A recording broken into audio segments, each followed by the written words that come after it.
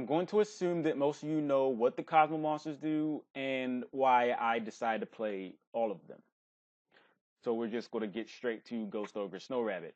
This bitch costs too much, but it's a hand trap that blows up a monster. I don't give a fuck about the monster's effect that this bitch blows up. I just want it off the board so I can attack directly, hopefully with my farm girl. I don't really give a fuck that it's a tuner, but since it's a tuner, you play singles in your extra deck. Duh. I played 2 Jiraiya for a few reasons. Reason number 1 is because I play 3 duality. I don't think playing 3 Jiraiya and 3 duality really go together. This ain't aromas. Reason number 2, the boost from Jiraiya is only 1,000. In most situations, honest is better. Now the good things about Jiraiya. This is a standalone monster. You don't have to tribute to boost the monster. You could simply summon it as a 1700 and hopefully clear the way for Farm Girl or whatever. Second good thing about it is that it gains you life, which is really good when you're playing things like Solemn Warning and Ring Destruction. And Good Witch requires 500 life, and Farm Girl requires 500 life. You're going to be wondering where the fuck your life went. I just think that it's nice to have additional life gain on top of Forerunner. On to the spells. I play 3 duality because if you start the game, you're not going to always want to summon a ship. Actually, do you even want to summon a ship when you start? Probably not. You will more likely want to summon this bitch, and if nothing happens to this bitch, or if this bitch is somewhat threatened, you can swap this bitch out for a ship. You do not need to do that on your turn. You can wait till your opponent's turn. This is card quantity. You get to see more cards. So you have a higher chance of getting something that you could need on the next turn.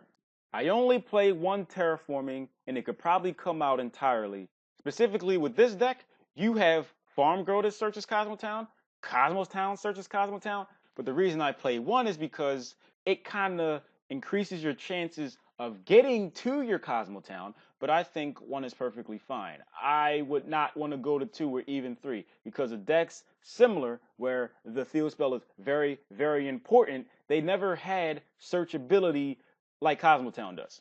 Forbidden Lance pushes through things. It's one of my favorite spells, and it just happens to be one of my favorite card types in the game.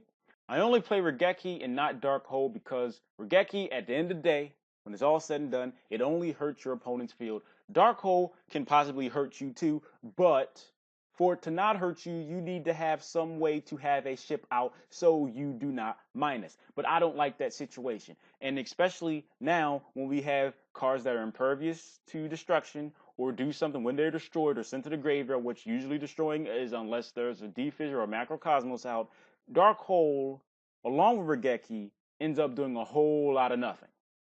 On to the traps. Going with that same theme of me not liking to play cards that destroy if I can help it, Dimensional Prison and Air Force. If there was a torrential variant that didn't destroy, I'd play that. Bottomless Trap Hole only hits my opponent's monsters, which is pretty good against Pendulum Summoning or just Mass Summoning. Compulse, Ring of Destruction, deals damage to my opponent, makes it easier for me to kill them, and Solemn Warning is because it just stops stuff. I feel that Kozmo, as an archetype, is simple and it's effective. There's not a whole lot of complexity involved in this shit, and I feel that people are going to fall into the trap of trying to add extra shit to an archetype that don't need it. Now, I can somewhat understand people doing that because people don't really see it as being complete. I think the overall idea and the theme behind Kozmo is already there. We have a general idea on how the deck should work, and they can only get better with more support. This was just my perspective, my opinion on things. I do not expect you to agree with everything that I said.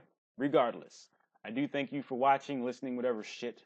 If you would like to help support me, all I really ask you to do, because it doesn't take any money out your pocket, and that money, them dollars, that dinero is important to some of you. All I really ask is you spend literally seconds out your day and click an advertisement. Money goes towards rent, because that's all I really fucking care about. And I'll be grateful and appreciative. And I'll say thank you very much in advance if you could find some time or you make the decision to help me out.